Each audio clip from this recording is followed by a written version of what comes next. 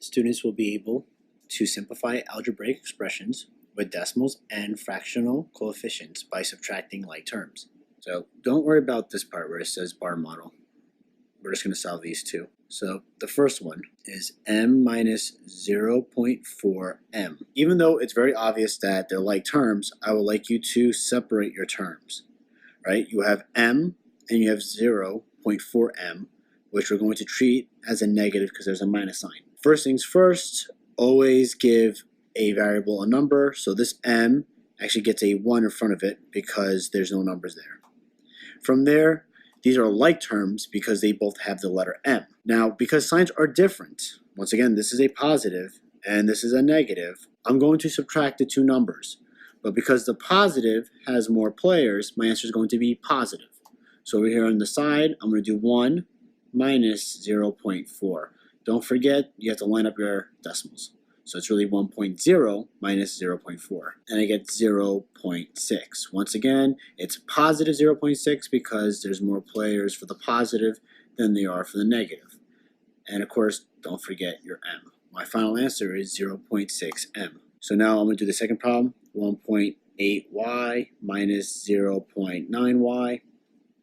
I split up my terms. These are like terms because they both have the letter y. This is a positive, this is a negative, so therefore signs are different. So technically I subtract.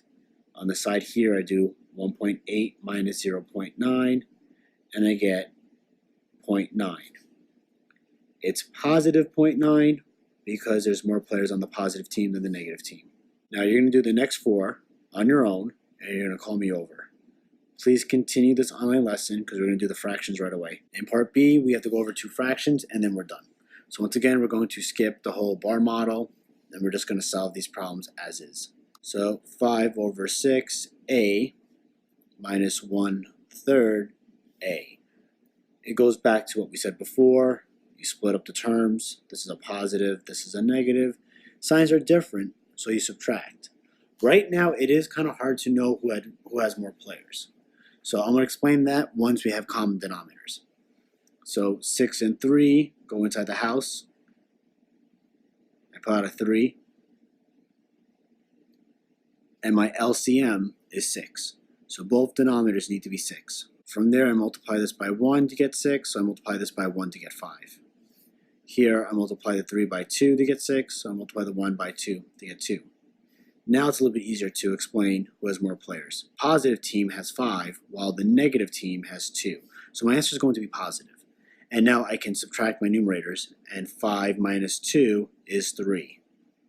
My answer is 3 over 6, a, but then as always I have to reduce it.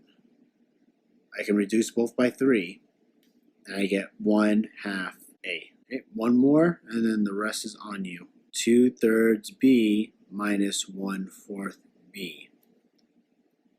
I'll split up my terms and I'll get common denominators. Whenever I add or subtract, I need common denominators. So I put the 3 and the 4 inside the house. They have nothing else in common besides a 1, so I pull out the 1 and I multiply. And 1 times 3 times 4 is 12. So both denominators are going to be 12. I times the 3 by 4 to get 12, so I multiply the 2 by 4 to get 8. I multiply the 4 by 3 to get 12, so I multiply the 1 by 3 to get 3. This is a positive, this is a negative. Signs are different, so I subtract, and the positive team has more players than the negative team. So when I subtract 8 minus 3, I get 5, but it's a positive 5 over 12b. I tried to reduce, but in this case, 5 and 12 have nothing in common besides 1, which won't change the number. So my answer is 5 over 12. These four on your own, and then you're going to call me over. Good luck.